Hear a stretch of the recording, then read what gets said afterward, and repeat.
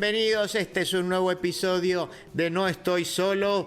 Mi nombre es Dante Palma. Voy a estar aquí junto a ustedes hasta las 11. Juanjo Agüero es quien produce. Juana Silva quien opera. La RZ es la radio que nos hospeda. www.larz.com.ar. También la aplicación en sus teléfonos. Mi canal personal, otro espacio a través del cual nos pueden escuchar. ¿Sí? www.youtube.com/palmadante, donde además me escuchan, me ven y pueden también acceder a contenidos que no logran entrar en el programa de radio de una hora que hacemos todos los sábados. Esta es una semana en que efectivamente un montón de cosas me quedaron afuera, así que bueno, a lo largo de la semana las voy subiendo ahí. Siempre les pido, entren, suscríbanse, que es gratis, toquen la campanita para que les avise cada vez que subo algo y bueno, y forman parte de la comunidad, lo cual es bueno y podemos interactuar también ahí. Cada vez, por suerte, hay... No voy a decir que hay miles y miles, pero ya hay como 1500 suscriptores y de a poquito siempre la gente se va sumando. Hay más de 170 videos, después hay cursos, bueno, naturalmente después están las colaboraciones económicas, siempre se los pido, es algo bastante humillante hacerlo, pero también si alguno de ustedes quiere hacer una colaboración lo puede hacer por única vez, se puede suscribir desde 2.000 pesos, puede hacer los cursos, hay 3 cursos disponibles, por ejemplo, que son cursos online de 3 clases. Bueno, en fin, esta vez los chivos de siempre. Cualquier cosa me escriben a danteblog@gmail.com, danteblog, así como suena, B-L-O-G, danteblog@gmail.com, y me consultan, o por alguna de las redes, que son las redes también del programa, pero que yo las chequeo. El Facebook No Estoy Solo, el Twitter No_Estoy_Solo, el Instagram No Estoy Solo Radio. Después están mis cuentas personales, buscan Dante Augusto Palma y aparezco en Twitter, aparezco en Facebook, en fin, en Instagram. Bien, esta es la presentación formal del caso. Les decía, hoy tenemos un programa con mucha info. Pasaron cosas todo el tiempo, pasan cosas. Habemos papam, ya lo saben, y no tengo mucho para decir, no soy un especialista. Tampoco era un seguidor de la carrera de todos los cardenales, simplemente repito lo que mismo que ustedes han leído. Sí pareciera, y esto sí, por lo que uno conoce, cierta información que maneja, a ver, que por los nombramientos que había hecho Francisco, digamos que había puesto muchos de los propios, hablaba de un 70% de cardenales nombrados por él, que uno supone que en principio ideológicamente deberían seguir esa línea, y sin duda la decisión de elegir a este estadounidense que bueno, que a su vez en realidad parece que es más peruano que estadounidense. De hecho, vi una entrevista a Steve Bannon, a quien vamos a volver a nombrar en el día de hoy. Steve Bannon, ¿se acuerdan? Quien había sido asesor de Trump y que forma parte del movimiento MAGA en Estados Unidos. Es una entrevista de hace 1 o 2 días. Y le decía, creo que lo peor que nos puede pasar es que elijan a este hombre. ¿No? Aquí, bueno, ahora es León XIV. No, es como, para él era como la continuidad del progresismo, del populismo de Francisco. Así que Bannon no debe haber dormido bien. Y bueno, después me dio mucha risa todo lo que aparece en las redes, inclusive como había estado en Perú, pero ya llega después, pero dice, bueno, desde la localidad donde él, digamos, donde él era cura, ahí salieron bendecidos los aviones que nos defendieron en Malvinas. O sea, lo habían hecho malvinero ya. Y bueno, y después sí es verdad, claro, ustedes saben que hay mucha simbología en el nombre que escoge el Papa elegido, y aún León XIV da la sensación de la continuidad, naturalmente, de León XIII, que fue el iniciador de la doctrina social de la Iglesia con la Rerum Novarum de 1891. Así que ya hablamos de un Papa protoperonista y casi malvinero. Bueno, esas pelotudeces que uno hace, que uno juega y que uno politiza de mala manera. Bien, Pero bueno, así que habrá que esperar, habrá que escuchar gente que sabe más que uno respecto de lo que vendrá en la iglesia, de los desafíos que tiene. Algo hemos hablado con algunos libros, hemos mencionado en programas anteriores.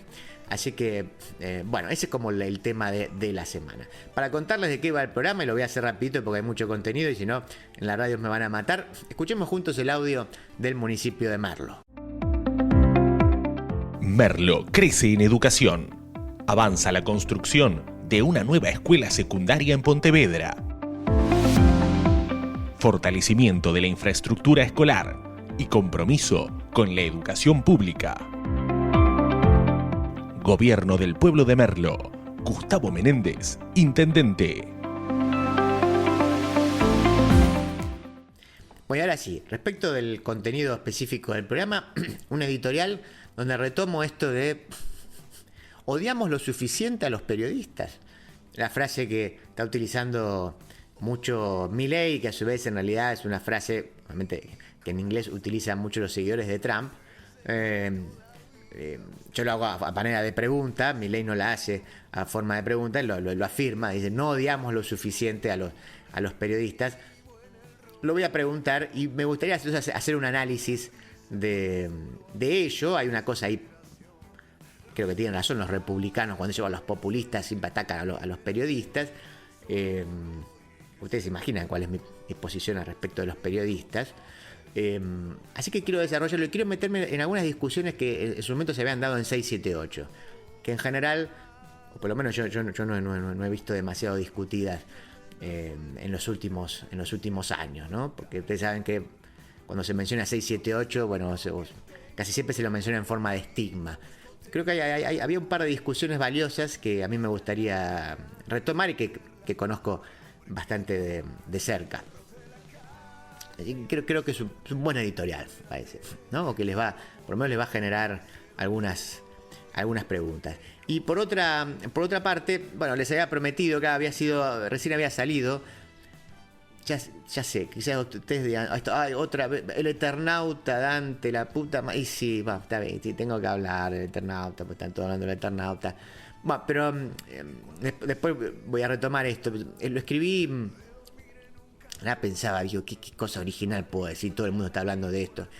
Y la conclusión a la que llegué es que no tengo nada original para decir. Pero justo me pidieron de Disidentia, que ustedes saben que es un espacio donde yo escribo, que es español, y porque es un éxito también en España, ¿no? En todo el mundo, pero en España. Entonces, bueno, podía escribir algo y claro, y me encontré con esta situación de decir, bueno, eso, no tengo nada original para decir, pero se lo tengo que contar a público que probablemente no sabe ni quién carajo es Westergel, ni conoce la historia que hay detrás. Dice que bueno, vamos a contar esto.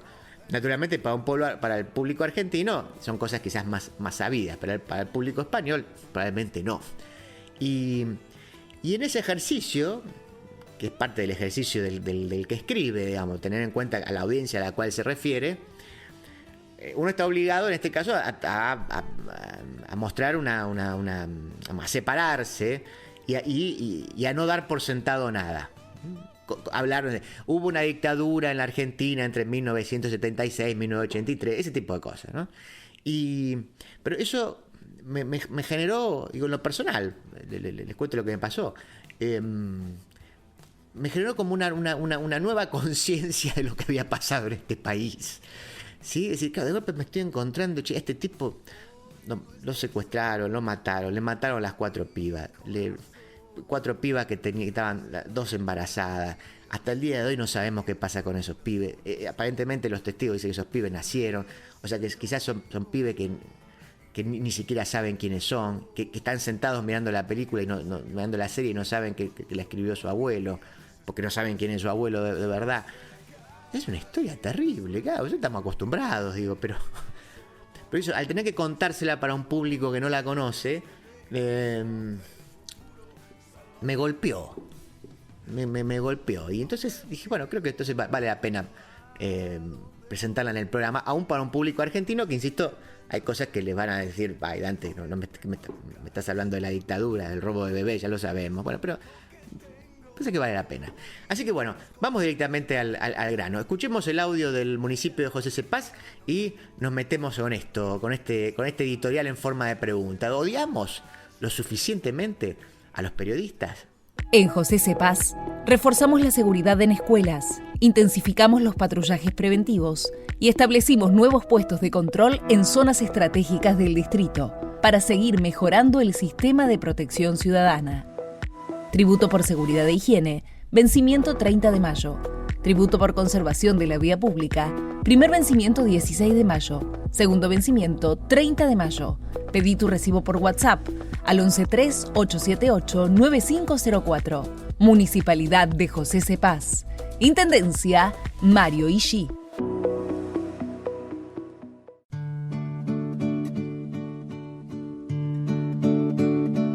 ¿Odiamos suficiente a los periodistas? En la disputa increyendo que Milei tiene con los medios de comunicación, desde hace algunas semanas el presidente viene difundiendo la idea de que no odiamos lo suficiente a los periodistas. Se trata de una frase que la utilizan frecuentemente los trampistas, hace ya muchos años, los cuales, esto creo que cabe aclararlo y es justo, tuvieron y tienen que lidiar contra una prensa que es mucho más opositora que la prensa a la que se enfrenta Milei, ¿no? La referencia a Trump, a su vez, viene al caso porque digamos, el encono contra el periodismo está presente en referentes de lo que para nosotros es un ejemplo de populismo de derecha, y también de lo que se conoce ahora como fuentes neoreaccionarias o categorías similares. Estoy pensando en Murray Rothbard, estoy pensando en Steve Bannon, en Curtis Yarvin, bueno, todos referencias que alguna vez hemos conversado aquí en este espacio, ¿no?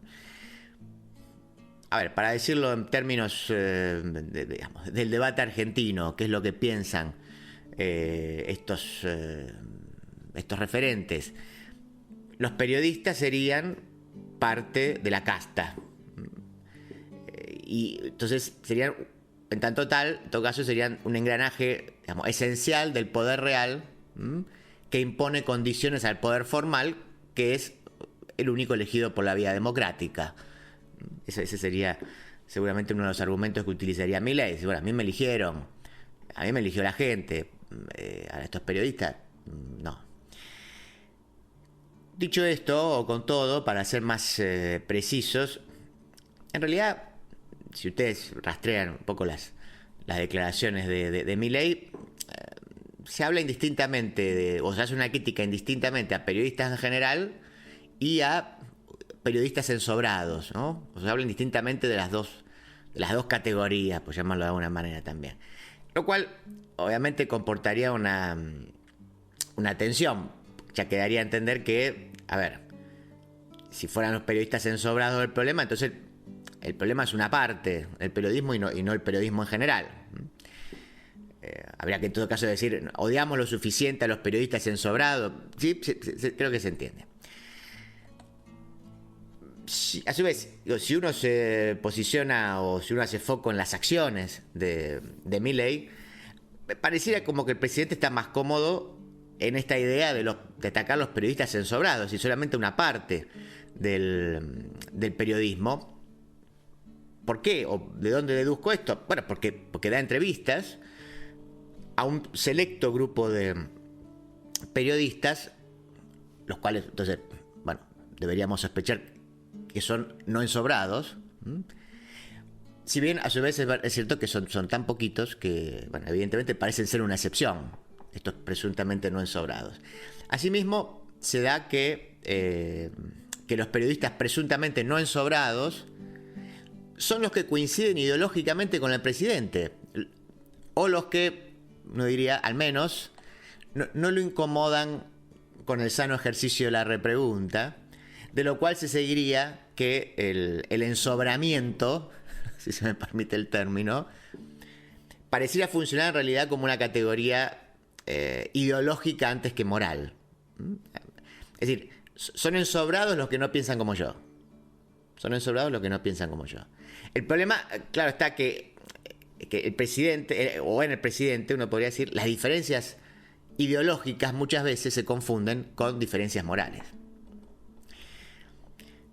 Dicho esto, y esto a favor de Milei ahora, en todo caso, cabe mencionar que por lo pronto no hay ninguna novedad. A ver, pensemos, sino en esta idea desde hace algunos años, ahí todavía aparece de vez en cuando, nadie es kirchnerista gratis. Nadie es kirchnerista gratis. Algo que a su vez luego los kirchneristas han utilizado contra los no kirchneristas, ¿no? Los cuales serían o venales, ¿sí?, corruptos también, ¿sí?, comprados, lo que fuera, o en el mejor de los casos simplemente unos idiotas manipulables, la gente estúpida que vota mal. Los republicanos, pero sobre todo los periodistas, afirman que el ataque contra ellos es propio de los populistas y con ello agrupan, claro, meten en el mismo paquete mileísmo y kirchnerismo, digamos, como dos distintas formas del populismo que atacó periodistas. Yo creo que no le falta razón en su caracterización del populismo, ¿sí?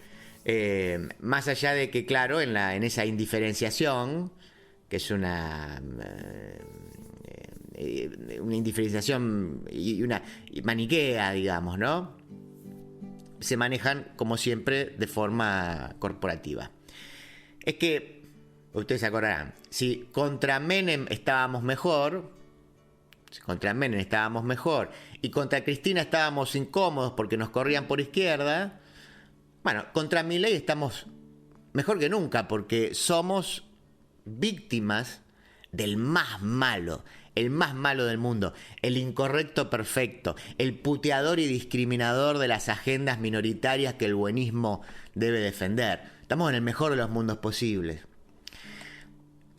Ahora bien, todos sabemos que el análisis de los medios y del periodismo, si quieren, abandona, por lo menos en Argentina estoy hablando, claro, abandona los claustros universitarios y se transforma en un tema de la agenda pública en un momento muy particular de la Argentina, que es el conflicto con las patronales del campo, ¿no? Y en ese sentido, creo que debo decirlo, el programa de televisión 678 funcionó como un símbolo y una nave insignia de esa disputa y de esa agenda que se daba, o de ese foco que se ponía en los medios, en el análisis de los mismos. La verdad que no es este el espacio para discutir el programa, no es algo que me interese hacer, por cierto. Si bien yo creo que cabe mencionar que los intentos de reducir 678 a emblema del periodismo oficialista, creo que no buscan otra cosa que pasar por alto lo que resultaba indigerible para el establishment periodístico. Se los digo en otras palabras. O sea, el diferencial de 678 no fue su evidente y nunca ocultado kirchnerismo. A ver, al fin de cuentas, programas oficialistas hubo, hay y habrá, sino el hecho de haber mostrado los hilos del entramado de poder del cual forma parte el periodismo. Aún si no te gusta el programa, creo que si no te gustaba el programa, creo que eso hay que aceptarlo, ¿eh? A ver, a veces lo hizo mejor, a veces lo hizo peor, estoy hablando de 678, ¿no? A veces con repeticiones excesivas, a veces con maniqueísmos, sin duda, pero no hubo otro dispositivo comunicacional que diera en el punto de flotación del periodismo como lo hizo 678. Desde la existencia, entonces podríamos decir, de ese programa, nada volvió a ser igual para los periodistas y la estigmatización, así se dice, consecuente sobre esa experiencia televisiva, que cayó sobre esa experiencia televisiva y sobre quienes la realizaron, es proporcional, claro, al daño infligido. ¿Contra quién? ¿Contra quién ese daño? Bueno, claro, contra una verdadera casta de presuntos intermediarios entre la realidad y la audiencia, que presumían de neutralidad y objetividad, sea por ingenuos, sea por cínicos. Ahora, algo puedo dar fe de esto, creo. Incluso al interior de 678, el debate se mantuvo abierto. Creo que los televidentes se dieron cuenta de eso, y si no, viene al caso retomarlo. ¿A qué me refiero? Se los digo de manera muy, muy esquemática, estoy siendo injusto, ahora un poco más complejo, pero vamos a decirlo así. Había una mitad del panel que creía que el periodismo podía salvarse, que había una forma correcta de hacer periodismo. Obviamente esa forma correcta de hacer periodismo era distinta a la forma de la corpo, en los términos 678ianos, digamos, ¿sí? De esta perspectiva, entonces, se seguía que los Berbisquis eran buenos y los Lanatas eran malos. Esa era una mitad. Y la otra mitad del panel, por su parte, iba por momentos algo más allá para poner en tela de juicio el lugar del periodismo en general, como evitando esta idea de los buenos y los malos. A esto, creo yo, debemos agregar que, lamentablemente, en el barullo de aquel debate y en el fragor de una disputa pública diaria, acabó imponiéndose, probablemente, me atrevería a decir, a costa de lo que pensaba todo el panel, o casi todo el panel, la idea de que el buen periodismo era el periodismo militante. Se acabó imponiendo eso.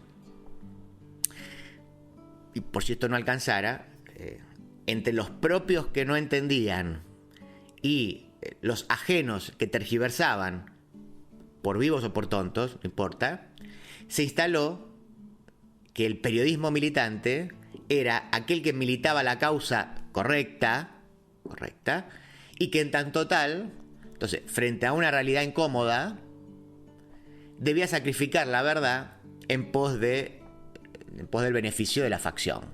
Esa fue la idea de la definición de periodismo militante que se instaló. Yo creo que no es falso que buena parte de la militancia lo pensara así, pero hay que decirlo, como definición de periodismo es una mierda. Es una mierda. No sé quién puede defender eso. Recuerdo en aquel momento haberlo escrito. Mostrar que todo periodista habla desde determinado lugar, con sus intereses, su ideología, etc., no puede derivar en que el periodismo se reduzca a comunicar la realidad que nos conviene. No, de una cosa no se sigue de la otra, ¿sí? Es más, el hecho de que la neutralidad o la objetividad sean, por definición, inalcanzables, naturalmente desde mi punto de vista, tampoco indica que debamos renunciar a ellas. No necesariamente hay que renunciar a las cosas que no se pueden alcanzar, ¿no? Y aún pidiendo disculpas por la segunda autorreferencia, sigo creyendo, si ustedes rastrean, o capaz que se acuerdan, si me escucharon o me leyeron hace unos años, yo sigo creyendo que la mejor figura para describir la labor del periodista es la del famoso mito de Sísifo. ¿Se acuerdan que Sísifo era aquel condenado a llevar una piedra pesada hasta la cima de la montaña, sabiendo que antes de llegar esa piedra se le iba a caer? Así, a ver, sería la moraleja, si quieren, digamos, el aprendizaje de ese mito es que la condena de Sísifo finalmente no es el esfuerzo, digamos, de llevar la piedra gigante, es la conciencia del esfuerzo inútil, ¿sí? Por alcanzar esa cima que para mí representa la objetividad o la neutralidad. Pero eso no debe suponer nunca una renuncia a intentar acercarse a ella. Por eso me parece que el mito es bárbaro. Ahí aparece como una condena. Él está obligado a intentar llegar. Y debería funcionar así el periodismo. Estamos obligados a intentar llegar. Pero se va a caer. No vamos a alcanzarlo a la cima. No. Se va a caer la piedra. Bueno, va a haber que volver a subir. Una y otra vez. Ahora bien, yo les comentaba que una mitad del panel hacía énfasis en el periodismo en general, advirtiendo que la división de buenos y malos era al menos problemática. Allí aparecía, desde mi punto de vista, una discusión más interesante y que apuntaba a otro de los estandartes del periodismo, que esto es, su rol como presuntos gendarmes y mediadores necesarios para la buena salud de la República Democrática. Esto sin periodismo no hay democracia, esas cosas. Creo que en ese punto el debate se hace más profundo porque lo que se exponía es que había en el periodismo una pretensión de representación que disputaba con la representación de la política. Es como gente que pretende representar y se disputa el mismo espacio.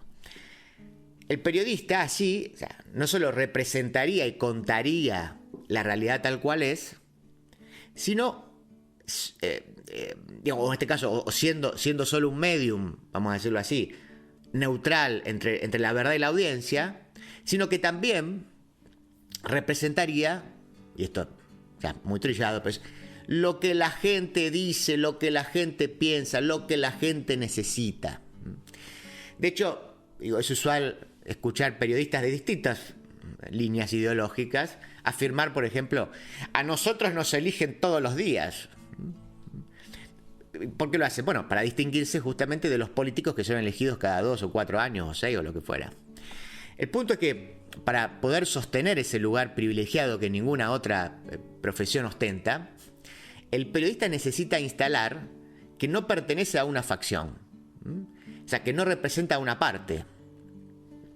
Caso contrario, por supuesto, jugaría en el mismo barro de la política, ¿sí? Ese es entonces lo que buena parte del periodismo, o eso es lo que buena parte del periodismo nunca le perdonó a 678, y esto va desde Página 12 hasta Clarín. Es decir, la exposición de que ellos también pertenecen a una parte y que si representan algo, solo representan a su facción.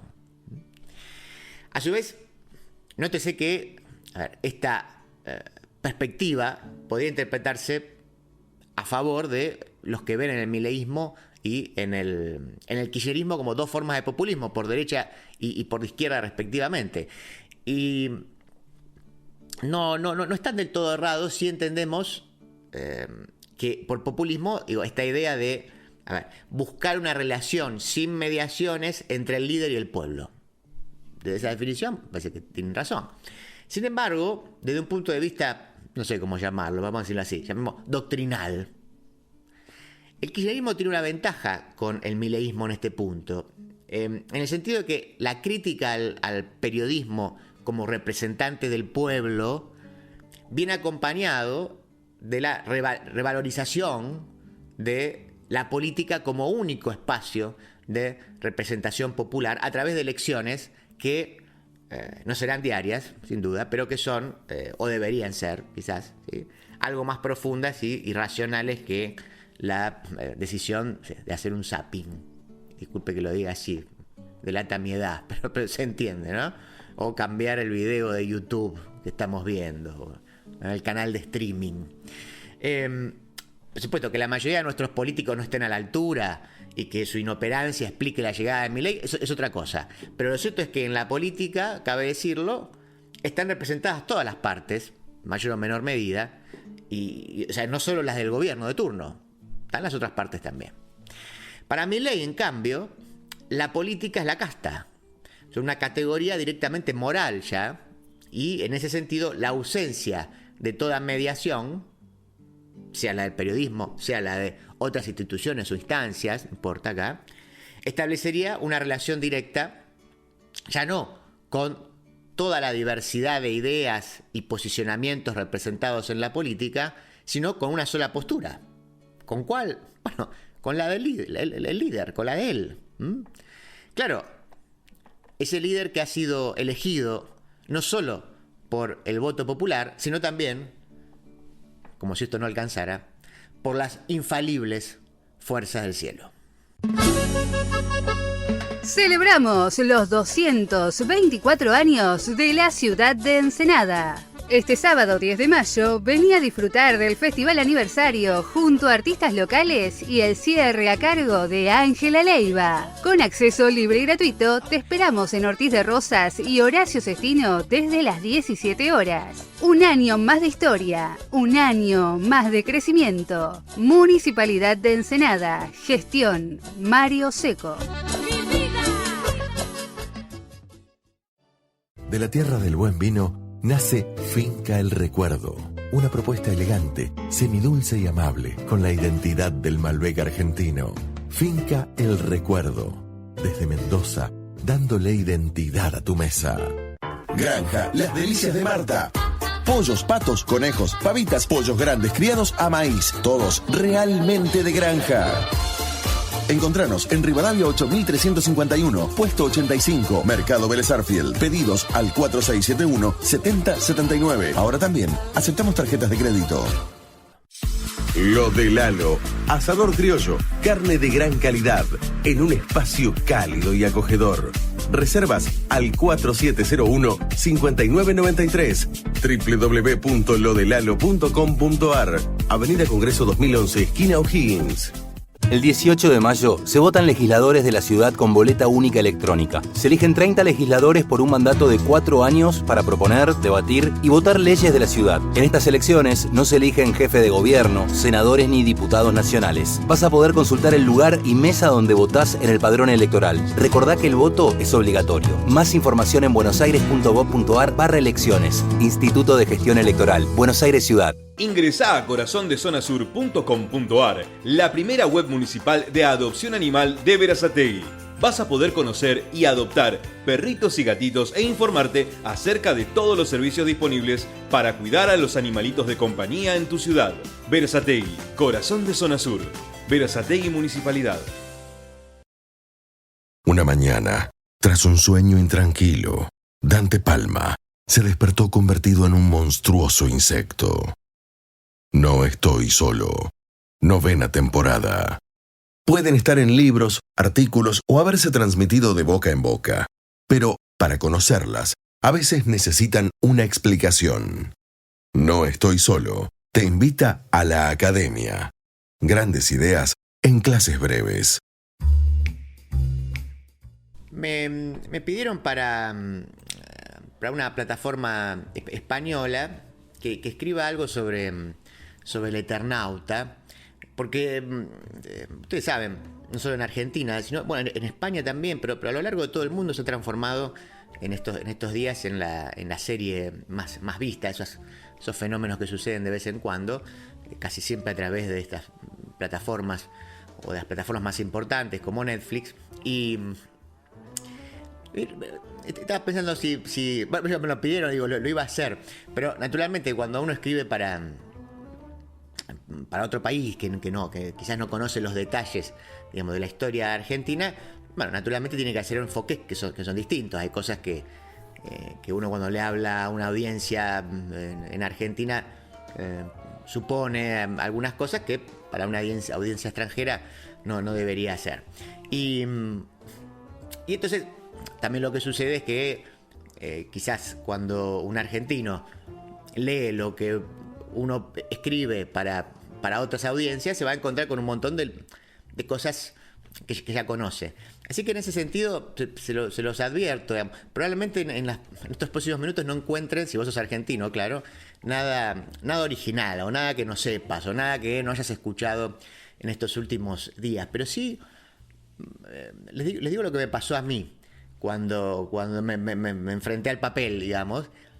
Claro, la obligación de tener que apartarme un poco del día a día y justamente de todas esas cosas supuestamente sabidas, me hizo tomar como cierta magnitud de...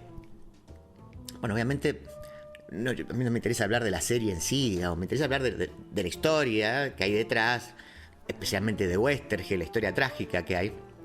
Digo, cómo a veces, en este caso, a partir de esta anécdota que yo les cuento de cómo tuve que pensar, como que tomé cierta magnitud de la historia que a veces uno en el día a día la olvida, naturalmente.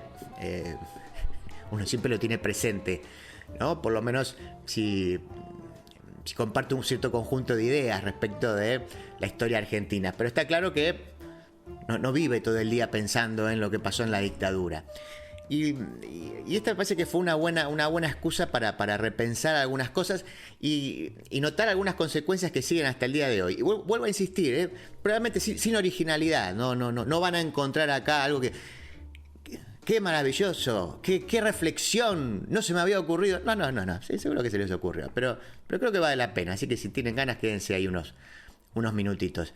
De manera bien descriptiva, entonces podríamos titular esto como historia y política detrás del Eternauta. Y está pensado, insisto, para España, así que si encuentran referencias a España es por eso. Le decía que, se transformó en un éxito la serie, que, por si alguno todavía no lo sabe, se basa en una famosa historieta, un cómic argentina, y que eso ha dado la vuelta al mundo de manera insólita. ¿Sí? Escuché que querían aprender, estaban aprendiendo a jugar al truco en Japón, cosas, pero tú dices como eso, ¿no? Pero digo, para algún desprevenido, entonces el Eternauta no es otra cosa más que una historia de ficción. En este caso, podríamos decir, la enésima versión de una invasión alienígena con monstruos, en este caso en forma de escarabajo, los cascarudos, como quieran llamarlo, gigantes, y a su vez humanos que acaban siendo manipulados por inteligencias superiores. Esta es la historia para alguien que no sabe qué hay detrás.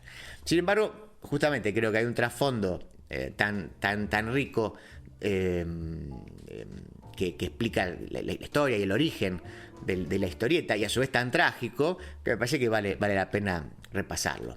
Recuerden, para ustedes los argentinos y para los que no lo son, no lo van a recordar, lo van a saber. El Eternauta comenzó a publicarse en el 4 de septiembre de 1957 en el formato de una historieta por entregas. Los que son más grandes sabrán de qué se trataba. ¿Sí? Salía un pedacito, una tira y siempre continuaba. Esto fue así hasta, más o menos, duró casi 2 años, ¿no? Hasta 1959, en la revista Hora Cero Semanal, que pertenecía a la editorial Frontera, que era propiedad de Héctor Westergel, quien a su vez era el guionista de la tira. Westergel nace en 1919 y provenía de una familia alemana de buen pasar, afincada en Buenos Aires. Era un lector voraz y era egresado de la carrera de geología. En 1947 se casa con Elsa Sánchez, perteneciente a una modesta familia de origen español, matrimonio del cual provendrían sus cuatro hijas y 4 nietos. Sí, eso, ustedes ya lo saben, las 4 hijas que luego serían secuestradas y asesinadas, 2 de ellas embarazadas, junto a los 3 yernos de Elsa, o sea, las tres parejas de estas chicas. ¿Por quién? Bueno, naturalmente, por la dictadura militar argentina que se hizo con el poder a partir del año 76. La misma suerte, por supuesto, que correría Héctor en 1977.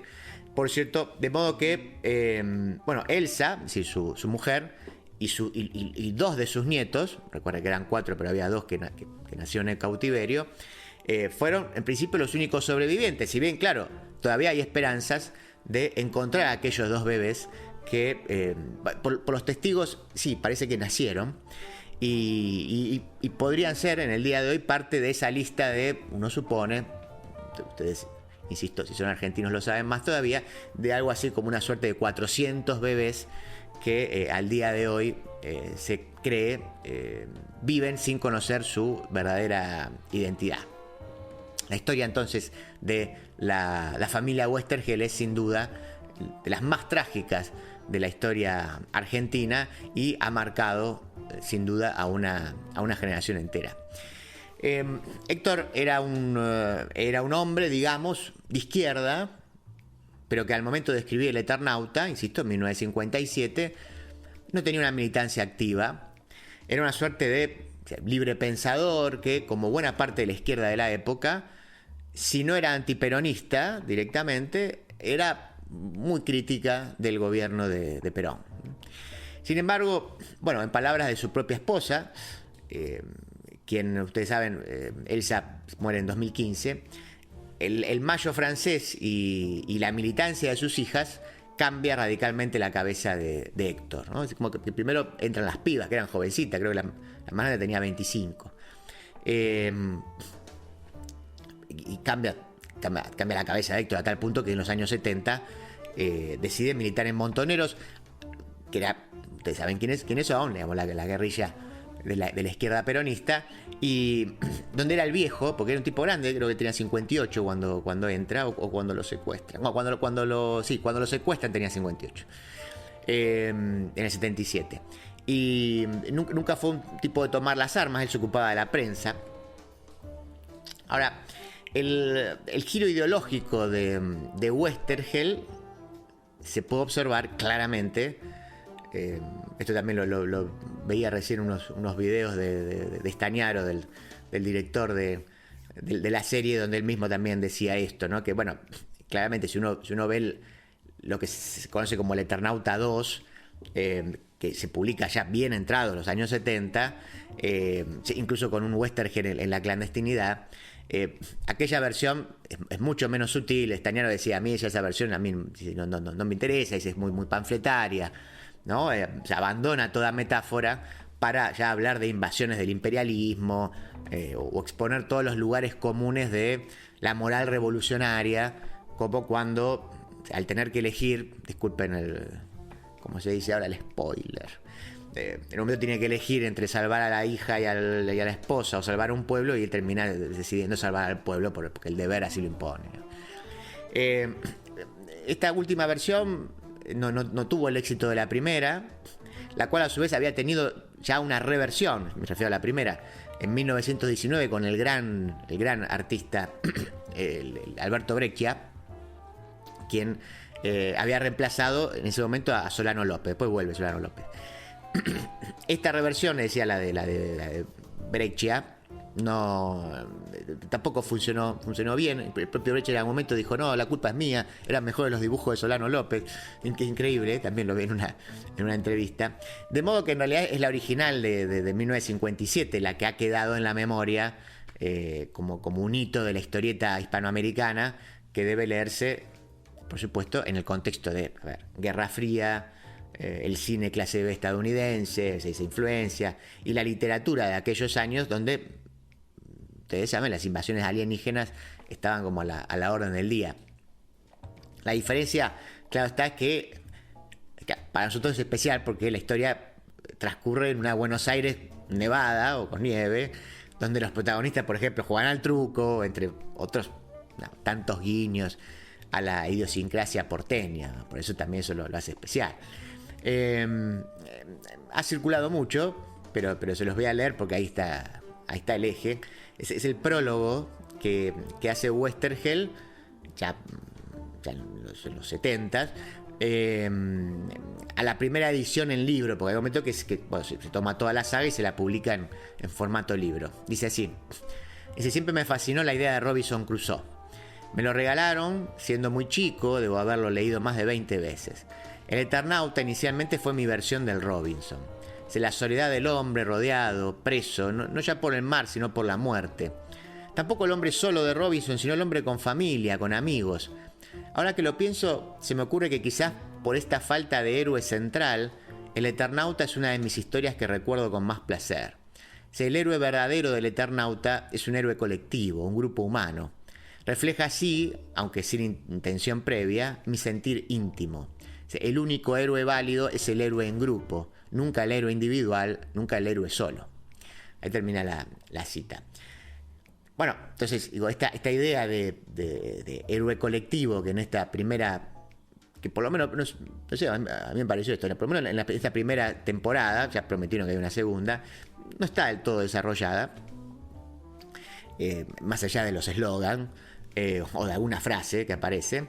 Bueno, esa es la base sobre la cual el Eternauta volvería a formar parte de la política argentina más de 30 años después de la desaparición y el asesinato de Westergel.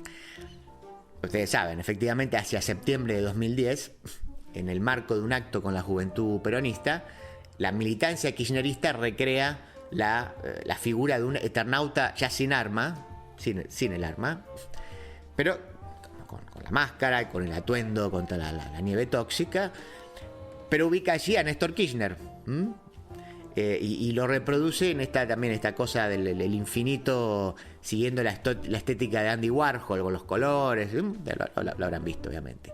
Bueno, nacía así entonces el Nestornauta. por supuesto es un contrafáctico, pero a ver, quiso el destino que algunas semanas después de aquel acto, de manera repentina, Kirchner se muere, ustedes lo saben, en octubre, y allí la figura del Nestornauta se transforma en un emblema de la militancia juvenil que después masivamente se iba a inclinar hacia el kirchnerismo en esos años, y que iba a ser una de las razones por las cuales algunos meses, casi un año después, digamos, Cristina arrasa en ese 2011. Así fue que el kirchnerismo siempre reivindicó, digamos, esa figura del héroe colectivo como una forma de posicionarse, esto es una interpretación mía, claro, pero como una forma de posicionarse, si quieren, en la larga tradición de la comunidad organizada peronista, y, ¿por qué no?, creo yo, como una reivindicación de los ideales de aquella juventud maravillosa de los años 70, la cual, bueno, ayornada a los tiempos democráticos, entonces, y al igual que el Nestornauta, no por casualidad se lo dibujaba ahora sin el fusil, bueno, abandona las armas, simbólicamente, claro. Bueno, digo, con todo ese trasfondo, y en medio de una etapa marcada por el profundo cambio cultural que supuso la llegada de Milei al gobierno, pues es natural que la recepción de la serie en Argentina haya generado todo tipo de polémicas. En realidad, hasta cualquier cosa que sucede está atravesado por la polémica, por la grieta o la ex grieta, o la forma en que cada uno juega ahí su papel o abraza su ideología como si fuera lo único y lo más importante. Algunos, en este caso, se han ocupado, por ejemplo, de señalar las diferencias con la historieta original, que las hay muchas. Otros han dado un paso más y han vertido acusaciones cruzadas, que van desde reapropiaciones del héroe en clave pro o contra el gobierno. Escuché uno que era, no, Darín es el héroe libertario, y el otro obviamente decía lo contrario. Bueno, y esto hasta llegar, no sé, hasta una presunta intencionalidad política del director o los protagonistas. Bueno, Estañaro tal cosa, Darín tal cosa, el otro pibe como está Altari, creo también tal cosa. El suceso, y con esto voy terminando, ha sido tan grande que lo habrán visto, digo, que las abuelas de Plaza de Mayo han aprovechado la repercusión para relanzar el siempre vigente llamado a acercarse a la asociación, del mismo modo que lo han hecho los hasta ahora casi 140 nietos recuperados que habían sido secuestrados y entregados a familias sustitutas, digo bien, en aquellos años trágicos. Dice así el comunicado: si estás mirando el Eternauta, si es así y naciste en noviembre de 1976 o entre noviembre del 77 y enero del 78, son las fechas que supone que nacieron los dos chicos, y tenés dudas sobre tu identidad o la de alguien que nació en esas fechas, contactate con Abuelas. Así salió el comunicado. Al igual que España, Argentina es un país, decía, partido en dos, donde entonces no hay evento que no sea atravesado por la tensión política. La posibilidad de que dos adultos de casi 50 años hoy estén mirando una serie, quizás sin saber que son los nietos de su autor, ha devenido una simple anécdota en el marco de una clase política patética y un país que necesita ser legitimado por Netflix para repensar su historia. Lo de Lalo, asador criollo, carne de gran calidad, en un espacio cálido y acogedor. Reservas al 4701-5993, www.lodelalo.com.ar, Avenida Congreso 2011, esquina O'Higgins. Toma yerba mate Titraijú, la yerba generosa, elaborada en barbacoa, 100% natural, libre de agrotóxicos y apta para celíacos. Además, tomando yerba mate Titraijú, ayudas a las familias yerbateras de Oberá, aportando al logro de la soberanía alimentaria. Hace tu pedido a los teléfonos 15 64 51 68 69 y 011 2007 86 88. En José Cepaz, reforzamos la seguridad en escuelas, intensificamos los patrullajes preventivos y establecimos nuevos puestos de control en zonas estratégicas del distrito para seguir mejorando el sistema de protección ciudadana. Tributo por seguridad e higiene, vencimiento 30 de mayo. Tributo por conservación de la vía pública, primer vencimiento 16 de mayo, segundo vencimiento 30 de mayo. Pedí tu recibo por WhatsApp al 113-878-9504. Municipalidad de José Cepaz. Intendencia Mario Ishii. El 18 de mayo se votan legisladores de la ciudad con boleta única electrónica. Se eligen 30 legisladores por un mandato de 4 años para proponer, debatir y votar leyes de la ciudad. En estas elecciones no se eligen jefe de gobierno, senadores ni diputados nacionales. Vas a poder consultar el lugar y mesa donde votás en el padrón electoral. Recordá que el voto es obligatorio. Más información en buenosaires.gov.ar/elecciones. Instituto de Gestión Electoral. Buenos Aires Ciudad. De la tierra del buen vino nace Finca El Recuerdo. Una propuesta elegante, semidulce y amable, con la identidad del Malbec argentino. Finca El Recuerdo. Desde Mendoza, dándole identidad a tu mesa. No estoy solo. 9ª temporada. Ampliación del campo de batalla.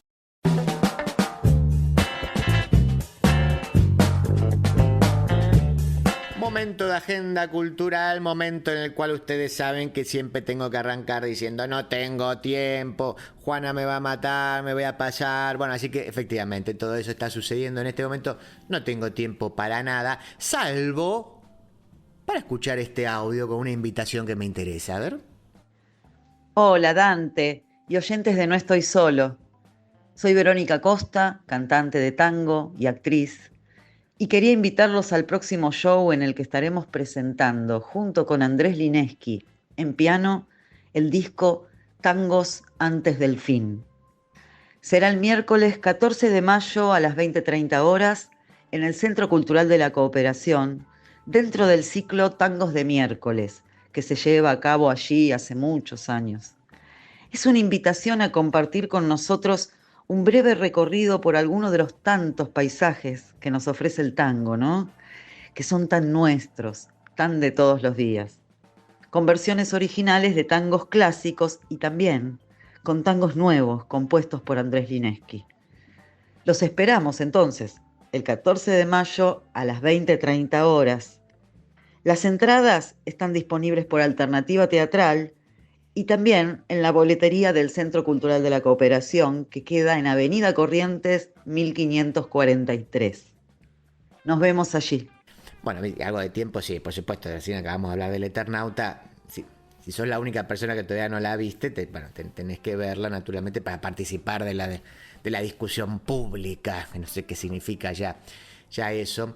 Estuve leyendo un par de cosas. Nada más les menciono el título. Después, en todo caso, puedo escribir algo o desarrollarlo más en próximos programas, pero que están bien, están bien. Pero antes, escuchemos el audio del municipio de Morón. Tu seguridad es nuestra prioridad. Es por eso que decidimos intensificar la inversión en más cámaras, más patrulleros, más ojos en alerta. En Morón seguimos trabajando para que cada rincón de nuestra ciudad sea más seguro. Primero Morón, corazón del oeste. Recién acaba de salir, le decía, un libro de es periodista, un tipo grande, de 80 y largos, pero que además tiene una formación súper sólida en filosofía, en historia, un alemán, se llama Volker Ullrich. No, yo no había leído nada de él. Lo publicó Taurus, en español se llama El fracaso de la República de Weimar, las horas fatídicas de una democracia. Y ustedes saben, la República de Weimar es ese interregno, ese periodo que va del 19 al 33 en Alemania, que es, digamos, después de la Primera Guerra y con el Tratado de Versalles de encima, y eso, todo el proceso que fue el primer momento, si quieren, democrático de Alemania, pero que a su vez deriva en el 33 con la llegada, a través de esos mismos mecanismos democráticos, de Hitler. Y naturalmente yo sabía que era la República de Weimar, pero no con el nivel de detalle. Es un libro, yo lo leí en el Kindle, pero creo que tiene como 500 páginas. Sí, asombrado de una cantidad de nombres, de datos, de cosas. Eso, uno seguramente los grandes lineamientos sabe, bueno, Hitler, a ver, sí, que tantos votos sacó, qué pasó. Pero cuando uno empieza a entrar en los detalles, y es muy interesante, además tiene muchas lecturas contemporáneas, no solo en el lugar común de, bueno, miren cómo pueden fracasar las democracias o cómo las democracias van muriendo de a poco y no a veces a través de un golpe militar que de un día para el otro como nacido un repollo aparece. No, este es un buen ejemplo de cómo en realidad decisiones particulares y concretas de los sujetos que están en posiciones clave van llevando las cosas hacia un lugar que después se presenta como inexorable, pero que no lo es. O sea, dependía de las decisiones personales, ¿sí? Pusilánimes, mezquinos, valientes, locos, errores, malos cálculos, y todo eso conforma finalmente una historia que uno lee siempre con el diario del lunes y que después la resignifique y que le encuentre una continuidad y una linealidad, pero que en la práctica es mucho más compleja y que a veces se conforma de hechos absolutamente fortuitos.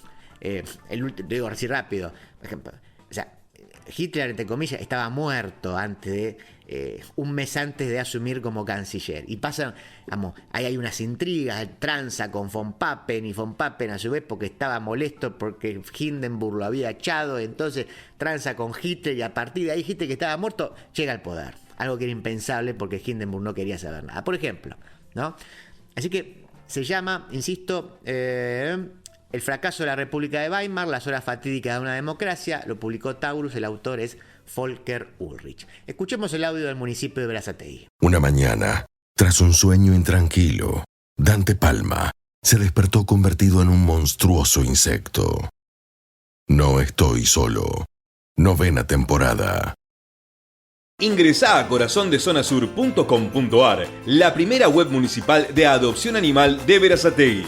Vas a poder conocer y adoptar perritos y gatitos e informarte acerca de todos los servicios disponibles para cuidar a los animalitos de compañía en tu ciudad.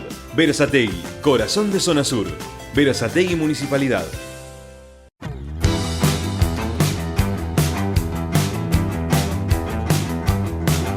Juana Silva en la operación, Juanjo Agüero en la producción. Recuerden que pueden volver a escuchar el programa en mi canal personal, www.youtube.com/palmadante. Ahí los espero para suscribirse también. Y a mí no me queda nada más para decir porque ya no tenemos tiempo. Soy Dante Palma, no estoy solo. Hasta el próximo sábado. Vivo en el rock porque me enseñó la risa cuando solo había desesperación.